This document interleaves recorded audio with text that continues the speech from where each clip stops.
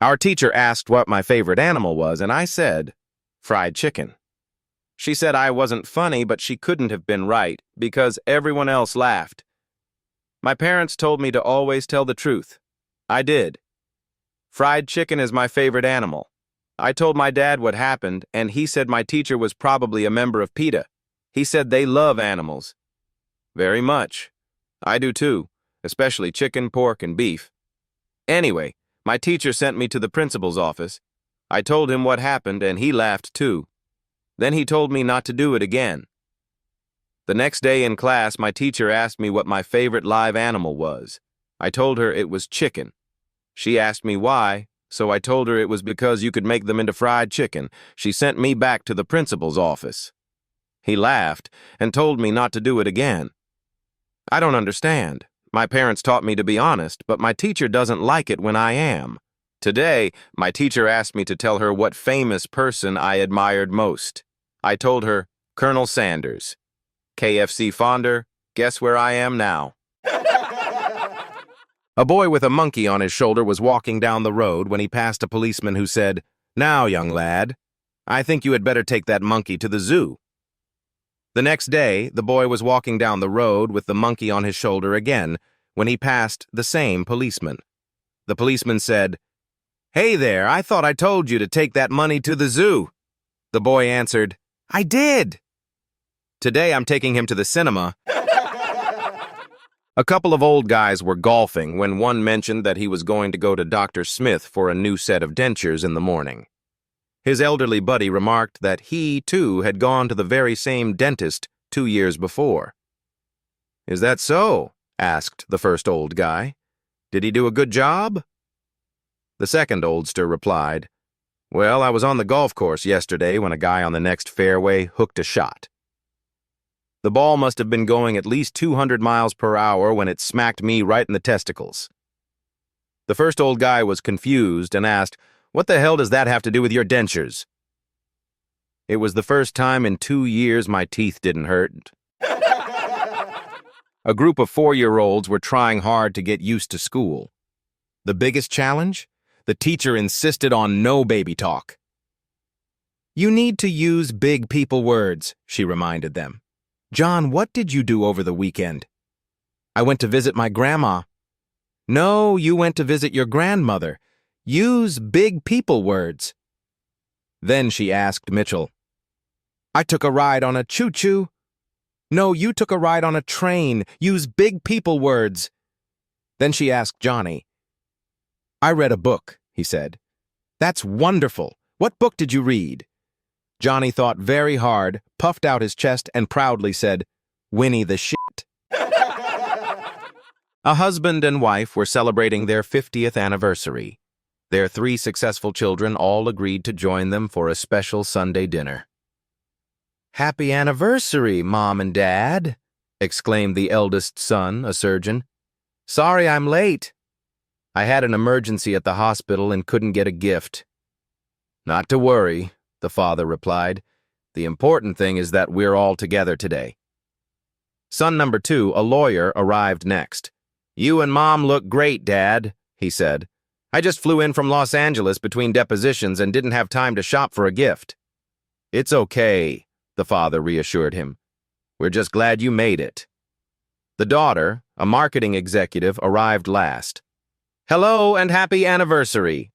I'm sorry, but my boss is sending me out of town and I've been busy packing, so I didn't have time to get you anything." After dessert, the father spoke up.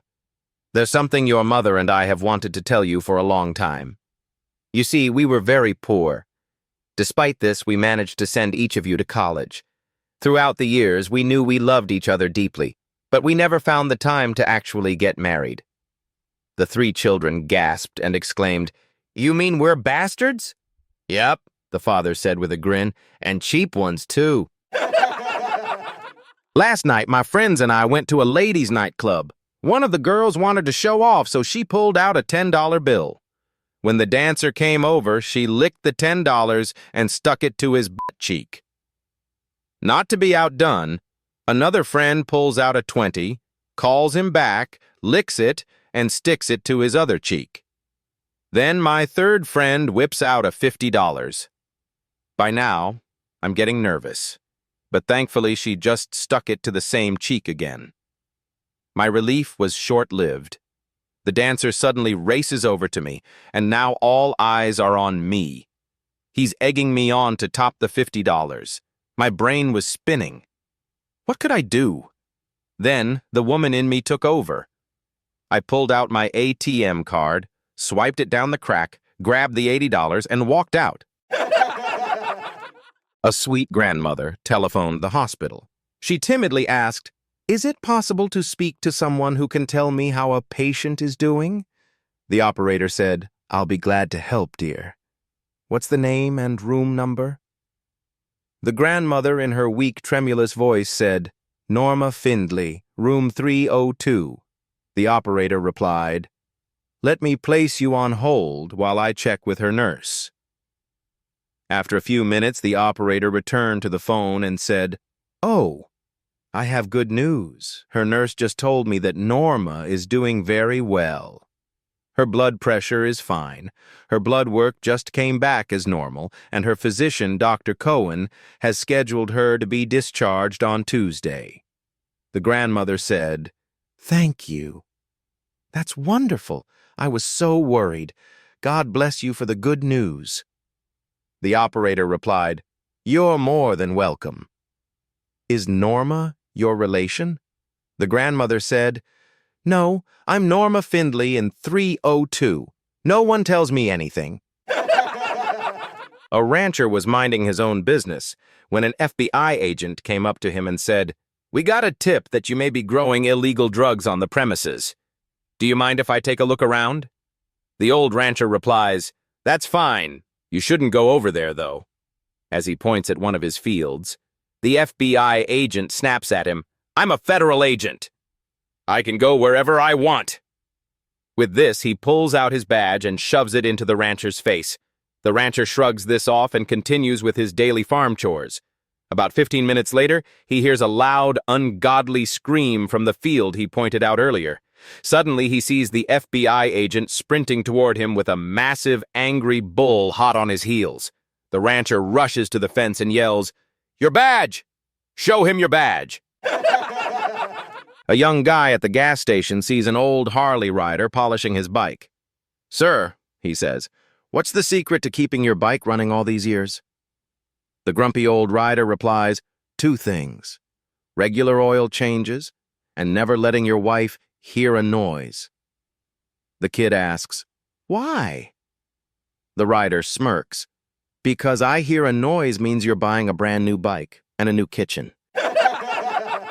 A famous psychologist was leading a group therapy session with 4 young moms and their small children. After observing them all for a while, he said, "Ladies, I believe each of you has a hidden obsession, and it shows in your child's name." He looked at the first mom and said, "You're clearly obsessed with sweet food. You even named your daughter Candy." To the second, "Your obsession is obviously money. Your daughter's name is Penny." To the third, "Yours is, I'm afraid, alcohol. You named your child Brandy." Then he turned to the fourth mom. She quickly stood up, grabbed her son's hand, and said, "Come on, Dick, we're leaving." Johnny hated mornings, but he hated Peonies driving more, which is how they ended up at Dottie's diner for the 3rd time that week. He jabbed his toast with a butter knife. "Burn again. Been coming here 40 years. Same waitress, same table, same lousy toast." Peony didn't look up from her crossword. "Yet somehow you still order it, genius." The waitress, Patty, poured his coffee without flinching. "You want me to tell the cook again, Johnny?" He waved her off. "Nah, don't bother. At this point, I think the cook and my wife are in a competition to test my will to live." Peony turned a page, sipping her tea. "Johnny, if I were testing your will to live, I'd just leave the car keys where you can find them." Patty cackled behind the counter. "Ooh, she's spicy today." Johnny narrowed his eyes. "You know, some men get breakfast in bed." Peony finally looked up, smiling like she'd just won bingo and the lottery. And some men get served cold toast and hard truths. Consider yourself lucky I didn't spit in your jelly packet. Johnny stared down at the sad, blackened toast on his plate. Still better than your meatloaf. Peony leaned across the booth, her voice calm and dangerous. That's funny. I was just thinking about how peaceful your funeral would be, with no meatloaf drama. Patty whispered from the side, "Want me to bring him the check or a shovel?" The Smiths were unable to conceive children and decided to use a surrogate father to start their family. On the day the proxy father was to arrive, Mr. Smith kissed his wife goodbye and said, "Well, I'm off now. The man should be here soon." Half an hour later, just by chance, a door-to-door baby photographer happened to ring the doorbell, hoping to make a sale. "Good morning," he said. "I've come to—" "Oh, no need to explain," Mrs. Smith cut in, embarrassed. "I've been expecting you." "Have you really?" said the photographer. "Well, that's good. Did you know babies are my specialty?" "Well, that's what my husband and I had hoped. Please come in and have a seat." After a moment, she asked, blushing, "Well, where do we start?" "Leave everything to me. I usually try 2 in the bathtub, 1 on the couch, and perhaps a couple on the bed. And sometimes the living room floor is fun. You can really spread out there." Bathtub, living room floor? No wonder it didn't work out for Harry and me. Well, none of us can guarantee a good one every time. But if we try several different positions and I shoot from 6 or 7 angles, I'm sure you'll be pleased with the results. "My, that's a lot," gasped Mrs. Smith. "In my line of work, a man has to take his time. I'd love to be in and out in 5 minutes, but I'm sure you'd be disappointed with that." "Don't I know it?" said Mrs. Smith quietly. The photographer opened his briefcase and pulled out a portfolio of his baby pictures. "This was done on the top of a bus," he said. "Oh my God!" Mrs. Smith exclaimed, grasping at her throat. "And these twins turned out exceptionally well when you consider their mother was so difficult to work with." "She was difficult?" asked Mrs. Smith. "Yes, I'm afraid so." "I finally had to take her to the park to get the job done right. People were crowding around 4 and 5 deep to get a good look." 4 and 5 deep?" said Mrs. Smith, her eyes wide with amazement. "Yes," the photographer replied. "And for more than 3 hours, too. The mother was constantly squealing and yelling. I could hardly concentrate, and when darkness approached, I had to rush my shots. Finally, when the squirrels began nibbling on my equipment, I just had to pack it all in." Mrs. Smith leaned forward. "Do you mean they actually chewed on your, equipment?" "It's true, yes. Well, if you're ready, I'll set up my tripod and we can get to work right away." "Tripod?" "Oh, yes. I need to use a tripod to rest my cannon on. It's much too big to be held in the hand for very long." Mrs. Smith fainted. A mother-in-law decides to test her 3 sons-in-law to see who's the nicest. She takes the first son-in-law for a walk by the river, then suddenly jumps in. He dives in and saves her. The next morning, he finds a Chevy Malibu in his driveway with a note. "From your mother-in-law." Later, she pulls the same stunt with the second son-in-law. He saves her too. The next morning, he finds a Ford Fusion out front with the same note. "From your mother-in-law." Now it's the third son-in-law's turn. She jumps in again. He watches her flail and walks away. The next morning, he finds a shiny new Cadillac Escalade parked in the driveway with a note. "From your father-in-law." Patient. "Will I be all right, Doc?" Doctor. "I doubt it. Mercury is in Uranus right now." Patient. "I don't believe in astrology." Doctor. "Me neither. My thermometer just broke."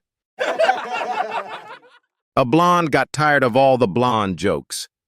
So one evening she went home and memorized all the U.S. state capitals. The next day at the office, a guy started telling a dumb blonde joke. She quickly cut him off. "I've had it with these blonde jokes. I went home last night and did something probably none of you could do. I memorized every single state capital." One of the guys challenged her. "All right then, what's the capital of Nevada?" She proudly replied, "N. Remember, technically correct is the best kind of correct."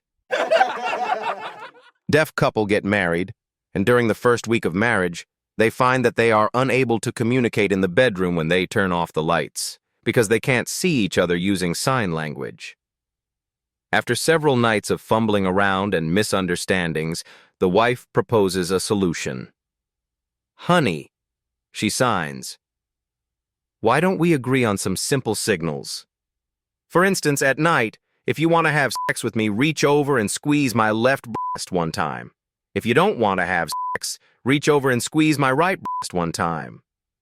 The husband thinks this is a great idea and signs back to his wife. "Great idea. Now, if you want to have sex with me, reach over and pull on my penis one time.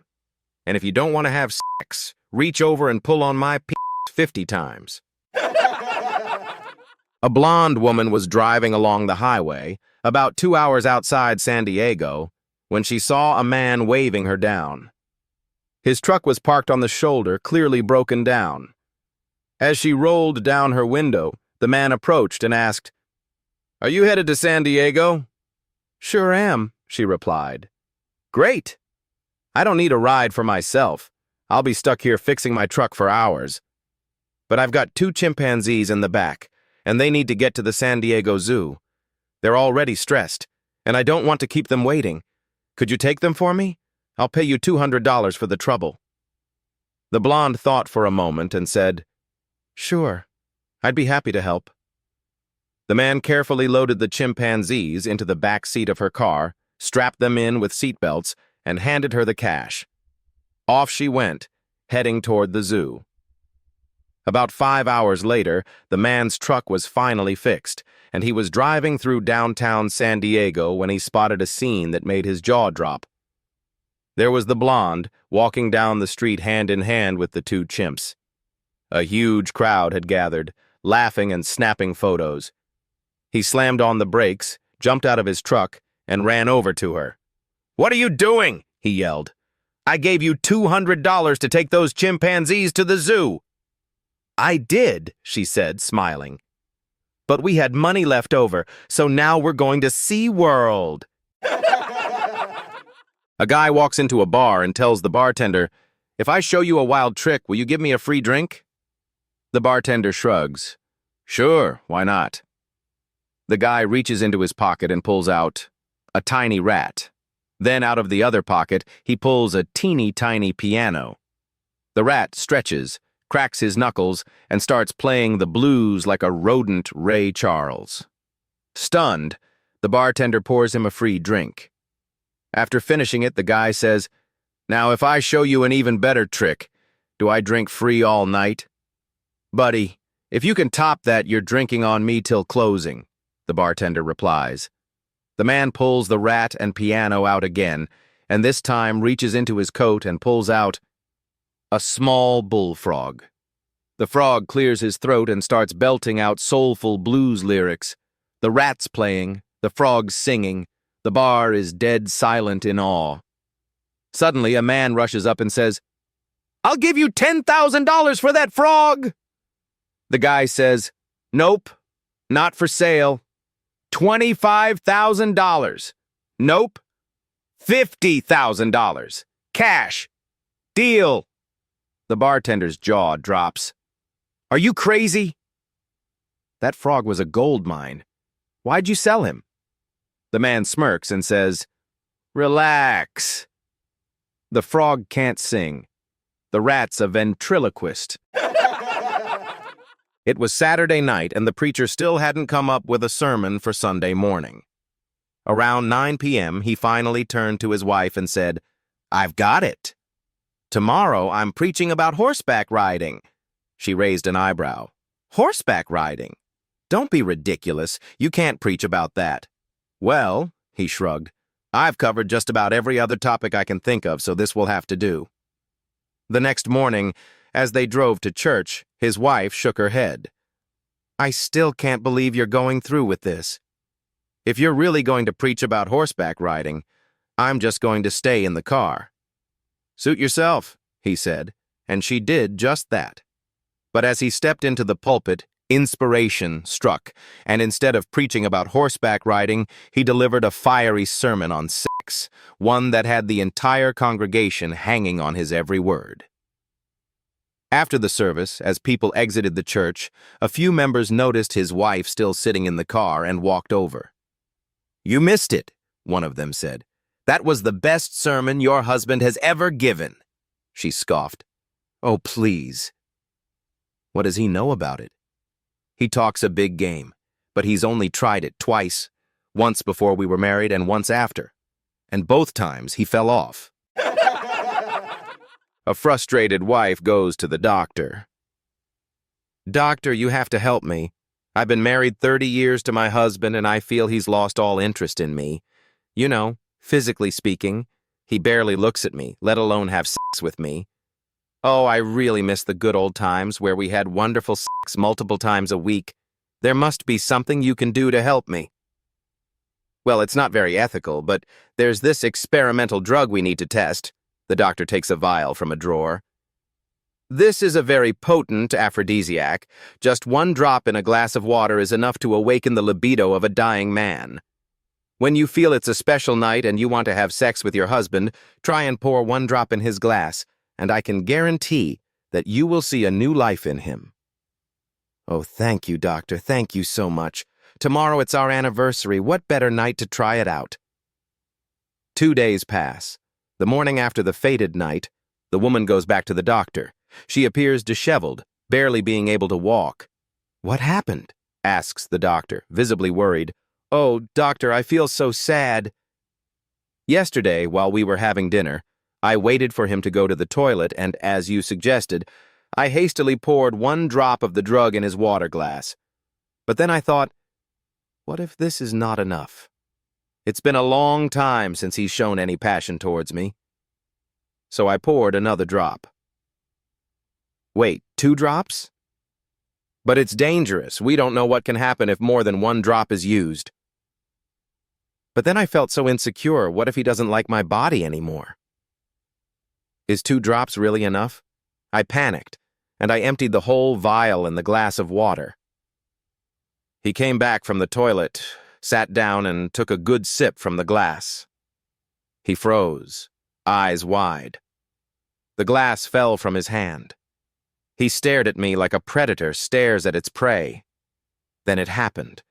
He violently threw away everything that was on the table, snorting and roaring, grabbed me, slammed me on the bare table, tore my clothes as well as his, and proceeded to have his way with me, making animal sounds I had never heard him make. I'm so sorry for you. It must have been terrible. Oh no, doctor.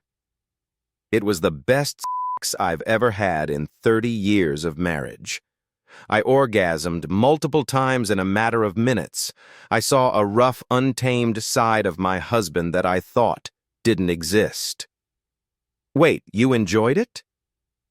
Then why did you say you were sad? Well, it was our favorite restaurant. I doubt we'll be able to show our faces again there.